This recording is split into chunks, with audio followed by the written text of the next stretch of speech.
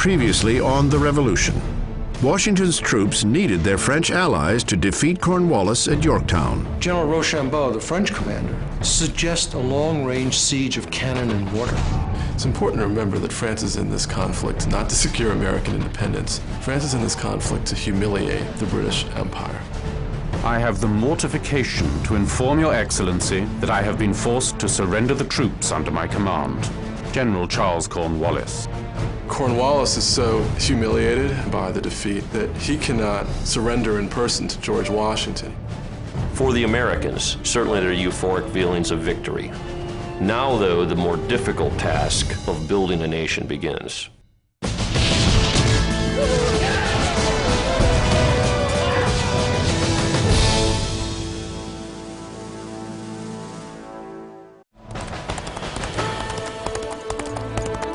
October 1781. Tench Tillman, George Washington's aide, rides non-stop for 4 days and nights to bring glorious news from Yorktown, Virginia, to the Continental Congress in Philadelphia. The Americans have decimated Britain's Southern Army and forced the surrender of its best general, Charles Cornwallis. This was a huge victory, over 7,000 people taken prisoner. There are great celebrations, illuminations, they call them, fireworks, ringing of bells, and so on.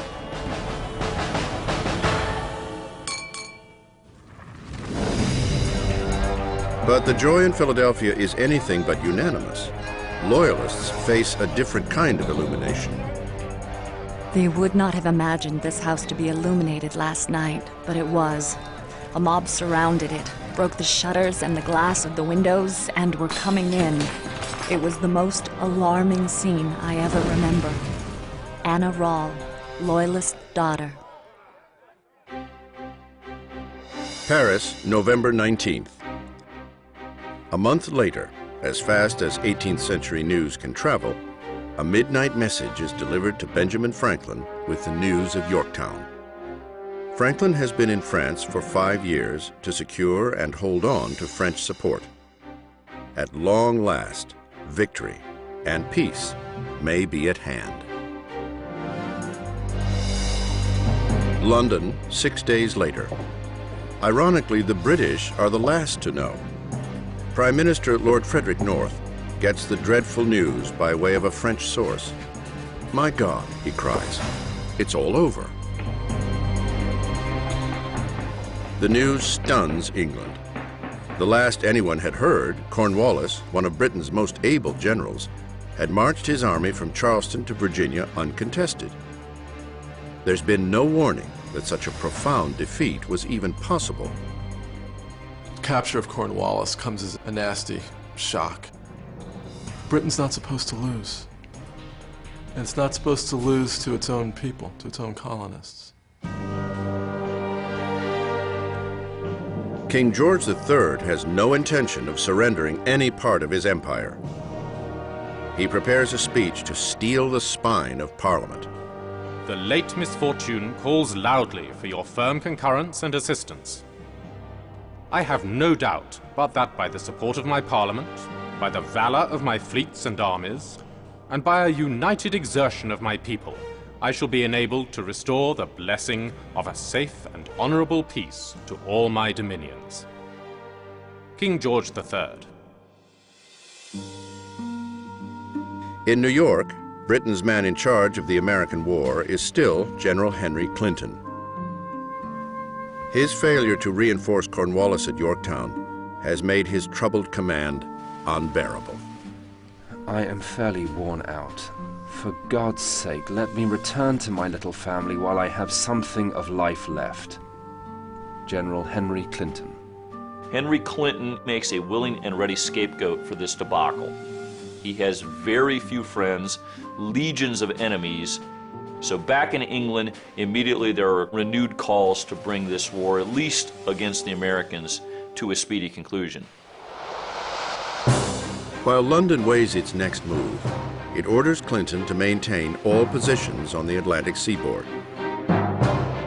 The British still have 12,000 troops in New York, 5,000 in Charleston, South Carolina, and over 1,000 in Savannah, Georgia. Britain still has substantial forces in North America, so no one is under any illusion that the war is over. Up in New Windsor, New York, Continental Commander George Washington has brought his 10,000-man army 60 miles up the Hudson River from New York to contain Clinton and his army. Washington's troops may be savoring their victory at Yorktown, but the general himself is not yet ready to celebrate. Because there is this exuberant feeling of victory that the Americans have won this great victory, a lot of the American soldiers at this point are inclined to hang them up and head back home and return to the business of peace. But the war is not yet over, and Washington recognizes this.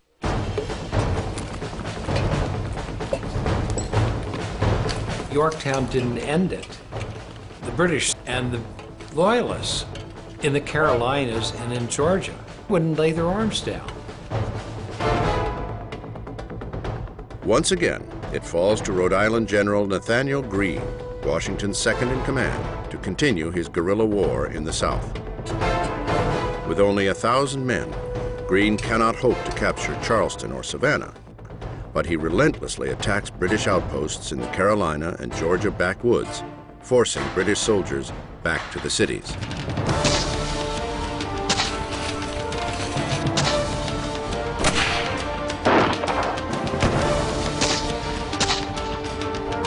Greene and his men never let up on the enemy in some of the bitterest fighting of the entire war.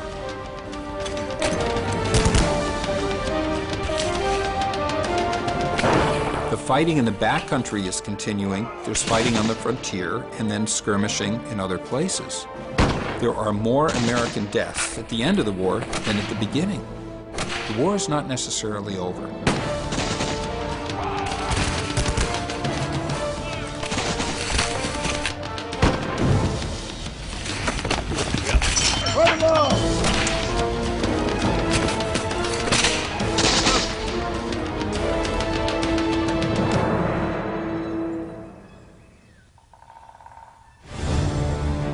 London, February 1782. The war in North America may not be over, but it has grown increasingly unpopular with England's people and politicians. The feeling among almost everyone is Cornwallis has been captured. This war has been expensive. It's been ruinous in terms of the loss of men. It's drawn us into a fight where we have no friends, no allies in Europe or anywhere else. Parliament's war opponents are determined to quit North America. They introduce a motion that the war in America be brought to a close. Initially, the motion is defeated by 1 vote. But in a revote 3 days later, it carries by 19, effectively ousting Lord North and his pro-war regime.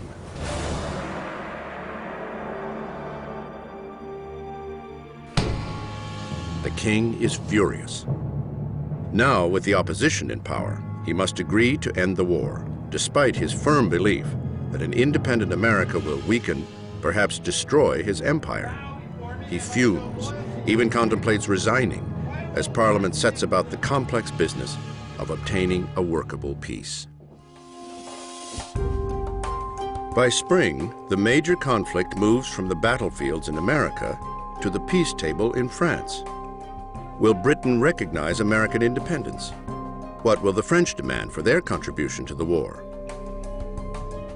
The future of America now rests on the shoulders of a negotiating team headed by the wise and cunning Benjamin Franklin. London, spring 1782. The 6 months of limbo after the American victory at Yorktown is starting to break. Parliament has voted to end the war in America and forced out its Prime Minister, Lord North. In New York, a worn-out General Henry Clinton gets his wish and is relieved of his command. He has been fighting this war nearly from the beginning, from Bunker Hill in 1775 to Yorktown. For the last 4 years, Clinton has served as Commander-in-Chief. His greatest moment was capturing Charleston in 1780. But he exits America forever tarnished by the catastrophic failure at Yorktown. Clinton's replacement, Sir Guy Carleton, the former Governor-General of Canada, is charged with ending hostilities and withdrawing British troops. George Washington, ever wary, keeps his army alert and ready for any British action. From the former infatuation, duplicity, and perverse system of British policy, I am induced to doubt everything, to suspect everything. General George Washington. In Paris, peace negotiations begin somewhat tentatively in April. The Continental Congress has instructed the venerable Benjamin Franklin to sort through the many political agendas of the French, British, Spanish, and Dutch, whose recognition America will need to secure its independence. Franklin is the one sitting in Paris when the peace feelers are first put forward. So it's his job to begin to separate the valid ones from the sort of less serious ones, to figure out which emissary is really bearing negotiating power, which is not as easy as it sounds. But he holds this whole mess of peace feelers in place until he's joined in Paris by John Jay and ultimately by John Adams. John Adams is currently in the Netherlands seeking Dutch recognition of the United States and is soon to join Franklin at the Paris peace table. 37-year-old John Jay, a lawyer from New York and a former president of Continental Congress, is the youngest member of the American Peace Commission and plans to arrive in Paris by June. For now, Franklin is on his own, just the way he likes it. What Britain wanted out of negotiations, more than anything else, was to separate the United States from France. Because a persistent French-U.S. alliance would be a horrific prospect. Which is exactly what France is hoping for. France has a great stake in the outcome. Franklin's ally, French Foreign Minister Comte de Vergennes, persuaded his king, Louis XVI, to declare war on Britain, his perennial enemy. Since joining the war in 1778, France has thrown its army and navy into the fight and has lent the Americans $31 million. Vergennes is anxious for a satisfying payoff to his investment, American independence that will decimate England's wealth, trade, and power.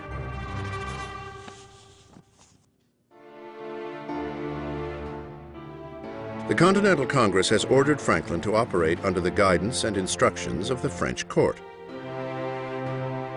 Over the next several months in Paris and Versailles, the old chess master takes care with every move. Franklin knew that the cardinal rule of diplomacy was never to speak unless you absolutely had to. The patience of an old man, coupled with the fact that he's naturally taciturn, makes him an enormously shrewd diplomat. Innumerable issues need to be ironed out with the British. The big one, of course, is independence. But there are other crucial items for both sides. Terms of trade, fishing rights off the coast of Canada and on the Mississippi River, payment of pre-war debts. Who owns what North American territory outside the previous colonial borders? But no issue is more sensitive than the fate of the Americans who sided with the British, the Loyalists. There was a great sense of obligation to the American Loyalists. And there was a sense that having expended so much effort and drawn the Loyalists into public professions of allegiance, Britain couldn't simply abandon their flesh and blood this way. They have to be evacuated because they fought on the wrong side. They see no life left for them. Who knows? Their land is going to be confiscated probably. They may well be killed for fighting on the wrong side. July 1782, Savannah, Georgia. With hostilities brought to a halt by the peace talks, the exodus begins for those no longer welcome. Sir Guy Carleton, Britain's commander-in-chief, orders the evacuation of Savannah. As 1,000 British troops sailed for New York to join the main army, 2,500 white loyalists and 5,000 black slaves who joined the British set sail for British-controlled territory in Florida and the West Indies. A month later, in Charleston, South Carolina, the British post a general notice promising transport out for those who cast their lot with the Crown. By the end of the year, Charleston will see 126 ships carry nearly 12,000 people, white and black, to Florida, the West Indies, New York, and England. Whatever their uncertain future, they are almost certain to fare better than the Loyalists who stay behind. October 1782. John Adams finally arrives in Paris, a commercial treaty with the Dutch in hand. The peace talks begin in earnest. Franklin has prepared the ground for the younger, more aggressive Adams and John Jay to take over the reins. With their wildly different personalities, these three make a brilliant, though less than harmonious team. Adams mistrusts Franklin's reserve, which he interprets as devious. And Adams' intensity rubs everyone the wrong way. Jay insists that American independence be a non-negotiable precondition to any serious talks. I think the United States were fortunate in having negotiators who had spent a fair amount of time in Europe, who were the intellectual peers of the men that they would be dealing with, and were unusually sly and wily people. Jay and Adams trust no one to look after United States interests, including their French allies. Defying Congress's orders, they cut the French out of the process and deal only with the British. In the end, the three men work quite brilliantly together and pull off terms that are so extravagantly great for America that essentially the French will be reeling. How did these babes in the woods manage to pull this off? The French, to put it mildly, are outraged. Without them, the revolution would have surely failed. Yet these upstarts have dared to exclude them. We have essentially violated our contract with the French. And the French feel, understandably, cheated, traduced. Those treacherous Americans, we knew we couldn't trust them in the first place. It becomes Franklin's job to not only repair the insult, but to extract yet another loan from France's depleted treasury. He goes off to see the French foreign minister, the Count de Vergennes, and says to him two things. First of all, we're babes in the woods. We made a mistake. We didn't know how to do this properly, which of course was completely the opposite of the truth. And secondly, the British really would like to divide us. They love the idea that they've divided us. Let's not give them that satisfaction.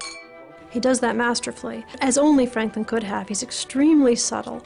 And Vergennes is dumbstruck by this speech, but really can't do anything about it, and essentially jumps on board. On November 30th, the British sign a tentative agreement that for the first time acknowledges the former colonies as the United States of America. Almost all of its provisions prove favorable to the Americans. Britain will recognize the 13 free and sovereign states. The states get guaranteed fishing rights off of Newfoundland. The western boundary of the United States will be defined by the Mississippi River, with navigation and fishing rights shared by America and Britain, but not France or Spain. The provisional treaty is sent back to America for approval. Parliament hoped to make a generous peace that would create goodwill in the United States, and the United States emerged from the peace conference with far more than they could have had right to expect. But even among the winners of this generous peace, there are losers. Many Americans will soon find out they have been left out. As the war with Britain draws to a close, discontent within the new nation threatens its very survival. Winter 1783. A year and a half after the climactic Battle of Yorktown, General George Washington is still waiting for an end to the war. A provisional treaty has been signed. Hostilities have all but ceased, but an official peace is not yet declared. With too much time on their hands and nothing to do but drill, discontent festers. At the New Windsor, New York encampment, mutiny is once again in the air. The officers of the Continental Army were extremely frustrated. Peace negotiations were dragging on. Congress had promised them officers' pensions years ago.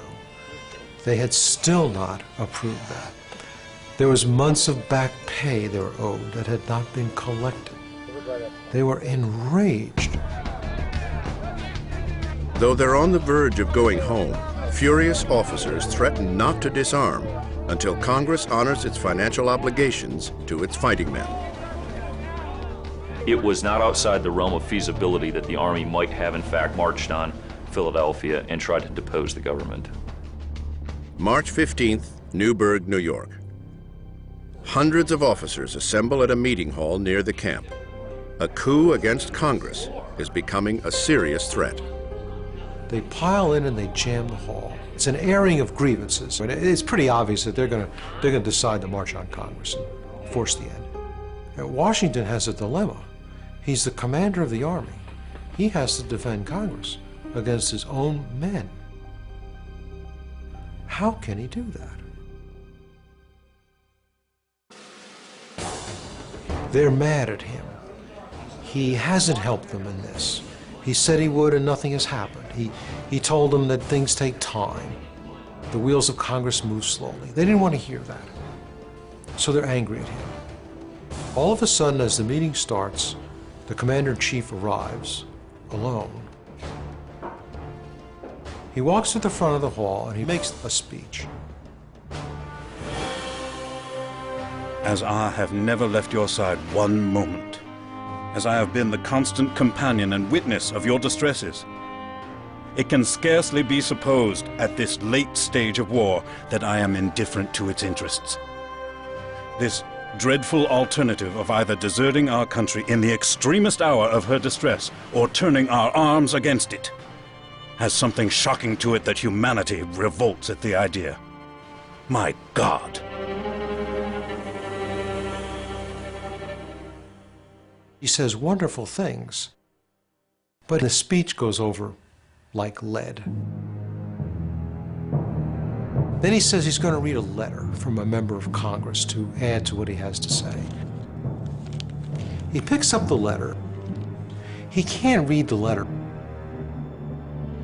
He takes out his glasses and he tells the men that I've got to read this letter with my glasses because, like you, in addition to growing gray, I have gone blind in the service to my country. And this ad-libbed line that he didn't intend to say hits these men like a punch to the stomach. And then all of a sudden, these tough, hard soldiers, they begin to weep uncontrollably. This admiration for the commander. He never took a vacation. He's been at the front lines being shot at like us. He's held us together for 8 years. Everywhere we've been, he's been with us. There's this unbelievable connection between the officers and him. That was the end of the rebellion. There was no rebellion.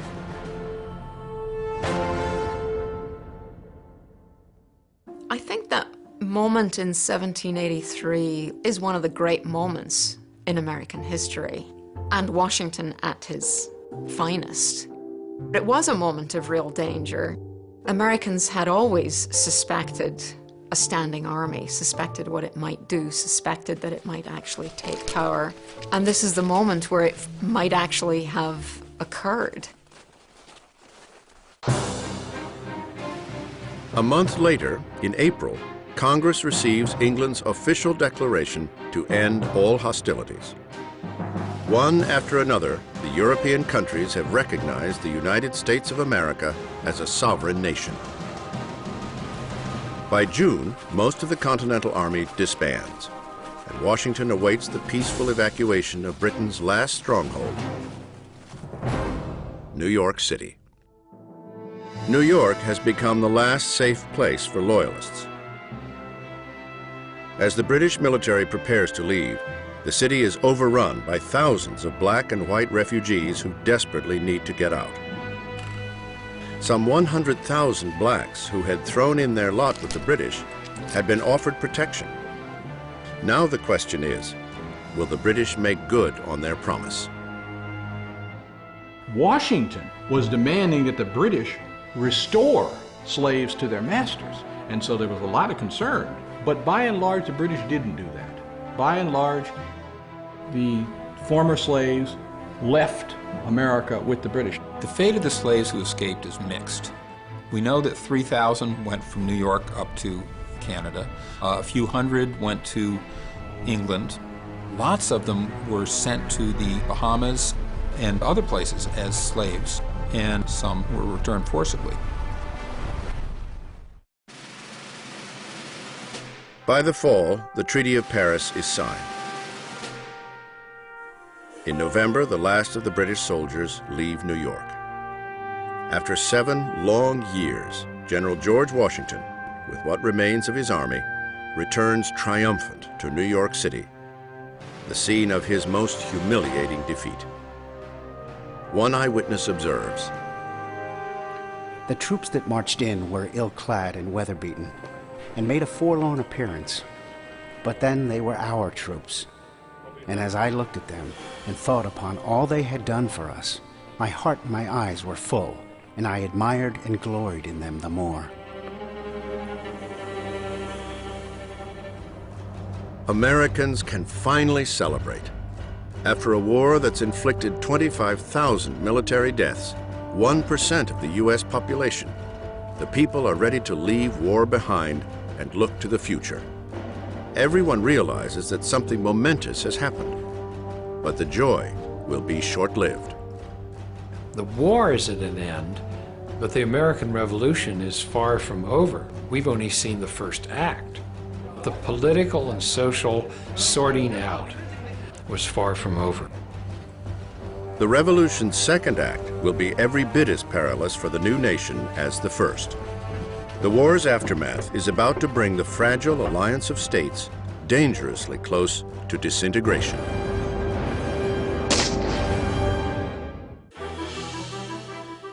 The Continental Congress, December 23, 1783. Having now finished the work assigned me, I retire from the great theater of action, and bidding an affectionate farewell to this august body under whose orders I have so long acted, I here offer my commission, and take my leave of all the employment of public life. George Washington. At this moment, if he wanted to, George Washington could rule the new United States. But he walks away. He submits $100,000 for expenses, asks no payment for his services, and he goes home to Mount Vernon. George Washington's decision startled everyone. What happens in revolutions is that the head of the revolutionary army that wins takes over. You become a king or a dictator for life. You take over. You don't leave and go home. He never really thought about it. It was time to go, and he went.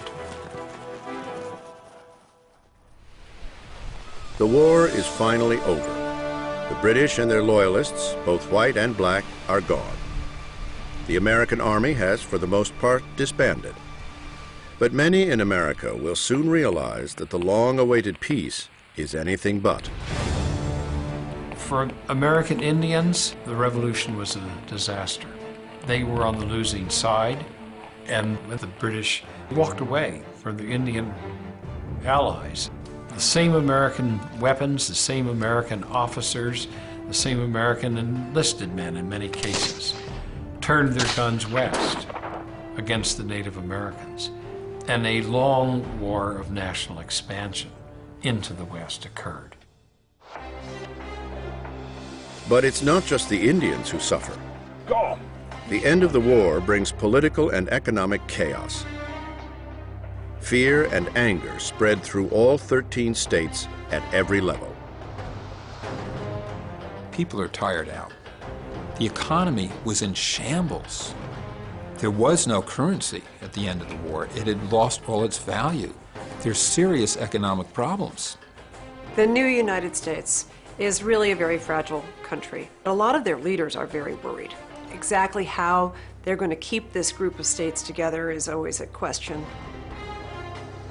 The only thing binding the states into a union are the Articles of Confederation, a very weak compact that assigns joint policy-making power to the Continental Congress. The Congress cannot, however, regulate trade, levy taxes, or issue currency. The Articles were drafted at the same time as the Declaration of Independence in 1776, but it took 5 years for the fiercely independent states to agree to even this feeble central authority.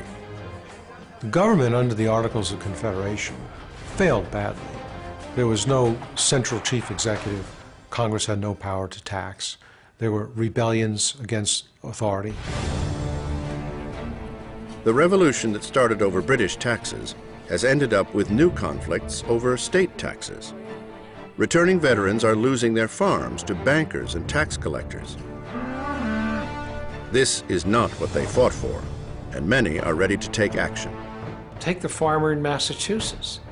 At the end of the war, in a broken economy, he can't pay his taxes.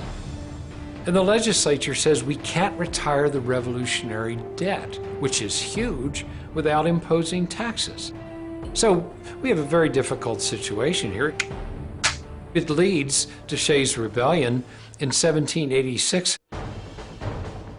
Daniel Shays is a fed-up veteran and farmer from western Massachusetts. In August 1786, he leads 4,000 men on an armed insurrection against county and state courts to halt farm foreclosures.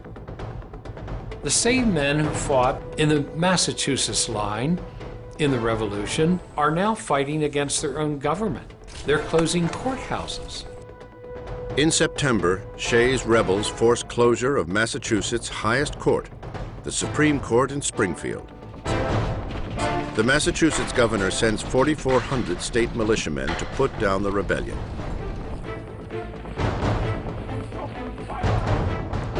Okay, stand back, lads. Stand fast.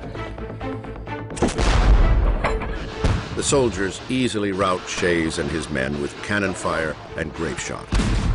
4 of Shays' men die, but the rebellion has made its point. The states are in chaos, and they had better unite behind some kind of central government. Fast. As a whole, this unit doesn't work yet.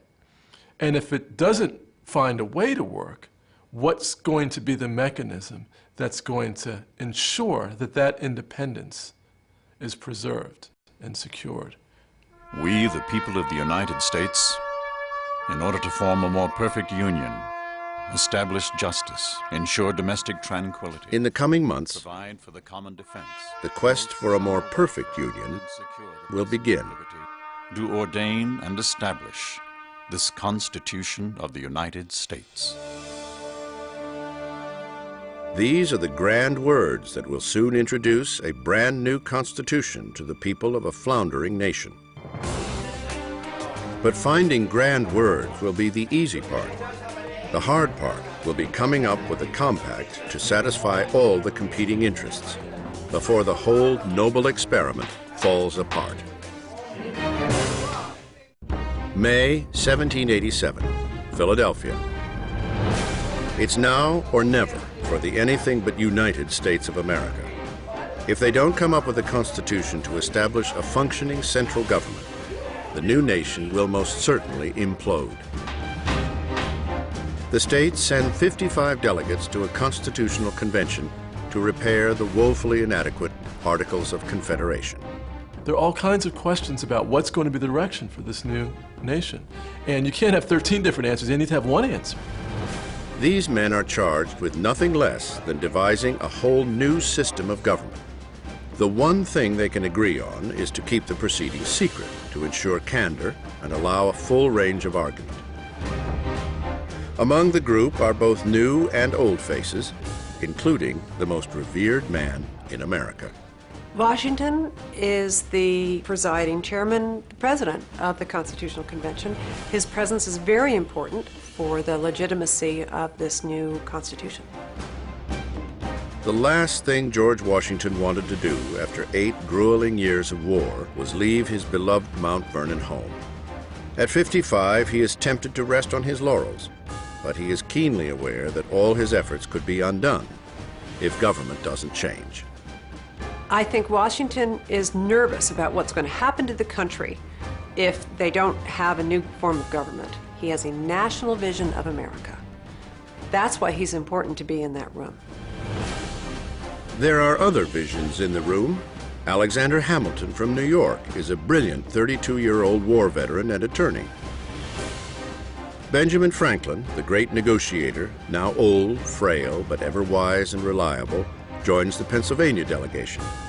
Among the missing are two of the Revolution's most forceful voices, John Adams and Thomas Jefferson, who are serving as foreign ministers in England and France.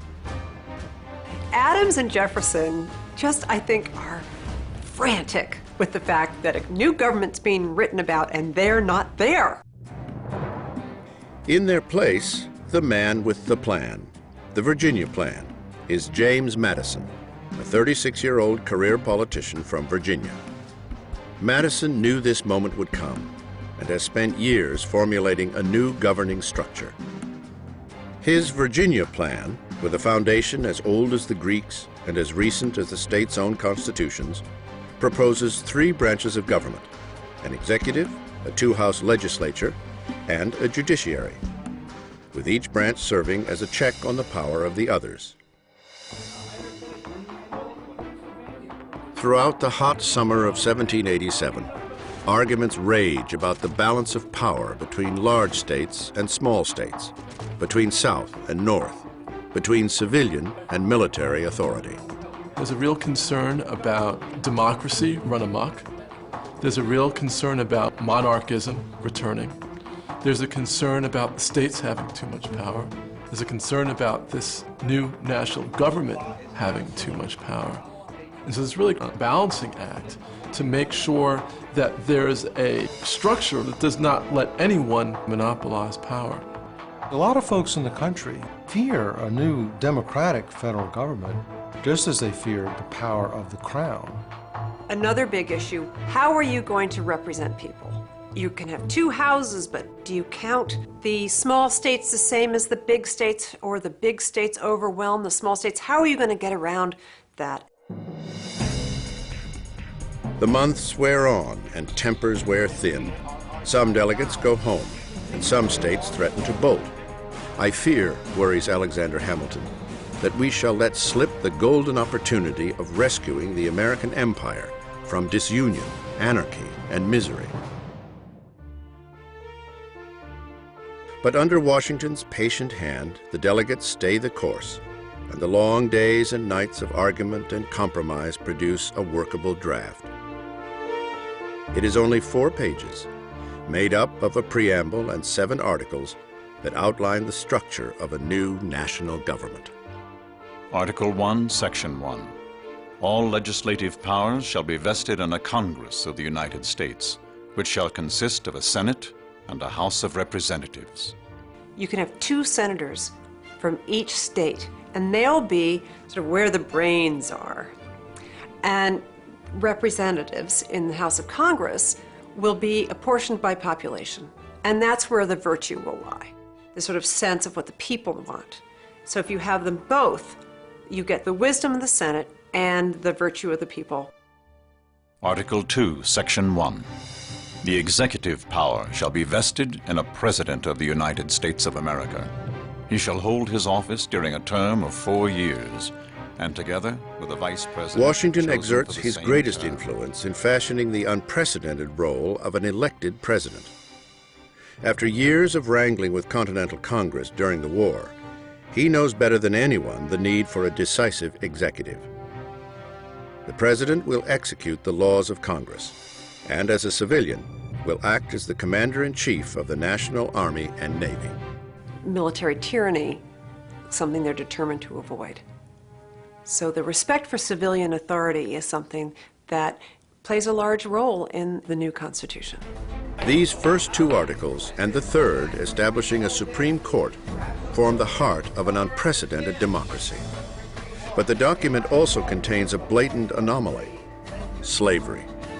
Slavery was in clear counterpoint to the ideals of the Revolution, but But these guys believed very strongly, particularly in the plantation economies, that slavery was the basis of their livelihood.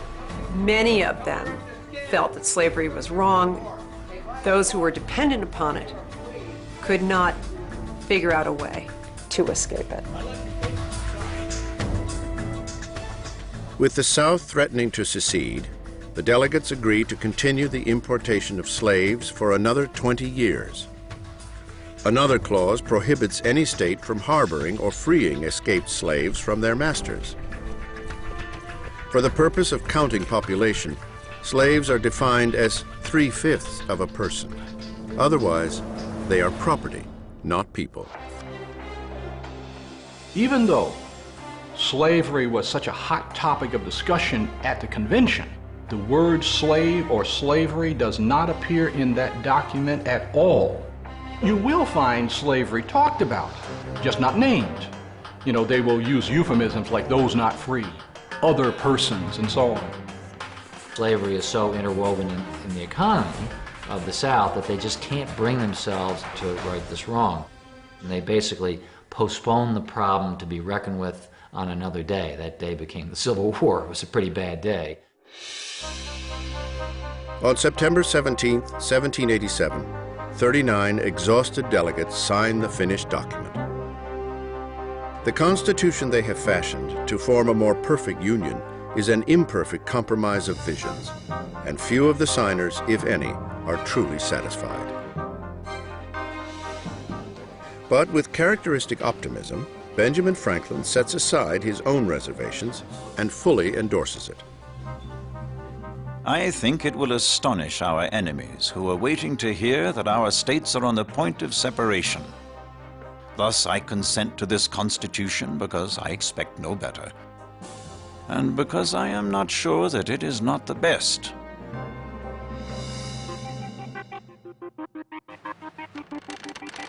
Two days later, the proposed United States Constitution goes into print. Born in secrecy, it takes the public by complete surprise.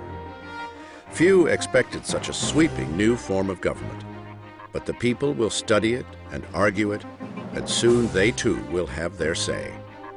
For all the talk about popular sovereignty that had gone on during the war, and that's what we were fighting for, what we come to in the end is a small group of people at the top determining what they think the fate of the nation should be, and then having to sell it as if a product to the rest.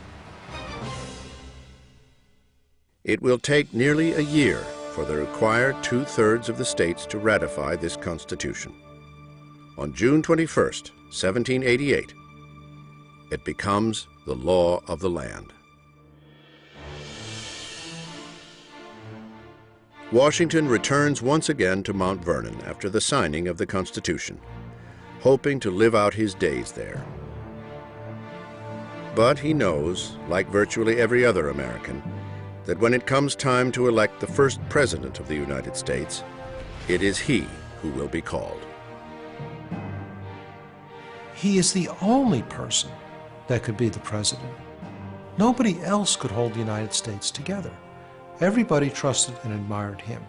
Only he could do this. He feels that history is drawing him to this, that it's a destiny of some kind.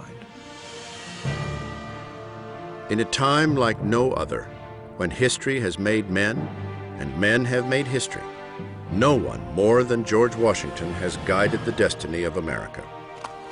Twice he has taken the stage, and twice he has left it. Now, for the third time, his people and the lure of posterity call him to take the helm of this new nation and lead it into its unprecedented and uncertain future as the United States of America. Next time on The Revolution, Washington will begin the trek from retirement in Mount Vernon to New York for his inauguration as the first president of the United States of a new America. It isn't that they think he should be the president. He must be the president. His 8-day ride will take him across many of the former colonies of America. It is a journey that will have the future president not only looking ahead, but looking back at what made George Washington the greatest American general.